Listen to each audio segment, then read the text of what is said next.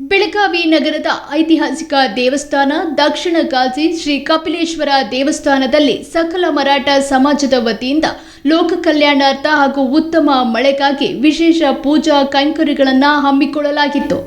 ಮುಂಜಾನೆಯೇ ದೇವಸ್ಥಾನದಲ್ಲಿ ಶಿವಲಿಂಗಕ್ಕೆ ಅತ್ಯಂತ ಭಕ್ತಿಭಾವದಿಂದ ಮಹಾ ರುದ್ರಾಭಿಷೇಕವನ್ನು ನೆರವೇರಿಸಲಾಯಿತು.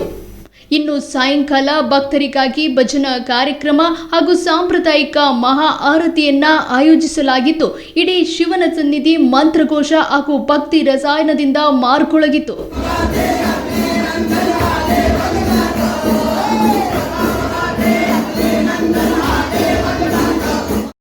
ಬೆಳಗಾವಿ ಜಿಲ್ಲೆಯು ಕೃಷಿ ಪ್ರಧಾನ ಜಿಲ್ಲೆಯಾಗಿದ್ದು, ಪ್ರಸಕ್ತ ವರ್ಷದಲ್ಲಿ ಮಳೆಯ ತೀವ್ರ ಅಭಾವ ಎದುರಾಗಿದೆ.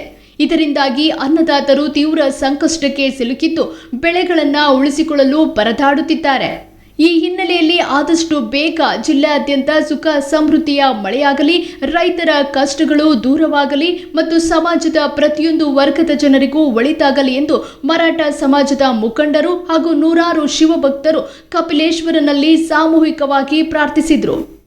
ಈ ಕುರಿತು ಸಕಲ ಮರಾಠ ಸಮಾಜದ ಪ್ರಮುಖರಾದ ಕಿರಣ್ ಜಾಧವ್ ಅವರು ಇನ್ ನ್ಯೂಸ್ಗೆ ಹೆಚ್ಚಿನ ಮಾಹಿತಿಯನ್ನ ನೀಡಿದರು. आज कपिलेश्वर मंदिर येथे दक्षिण काशी म्हणून गणले गेले या ठिकाणी सकल मराठा समाजाच्या वतीने सकाळी महारुद्राभिषेक झालेला आहे. त्याचप्रमाणे संध्याकाळी महाआरती व गाण्याचा कार्यक्रम आयोजित केलेला आहे. त्या समयी समस्त शिवभक्त तसेच सकल मराठा समाजातील नेते मंडळी उपस्थित आहेत. कारण बेळगाव येथे कृषी प्रधान म्हणतात हरकत नाही. त्याचप्रमाणे पावसाने तर दिव्यांगाई केलेलं आहे.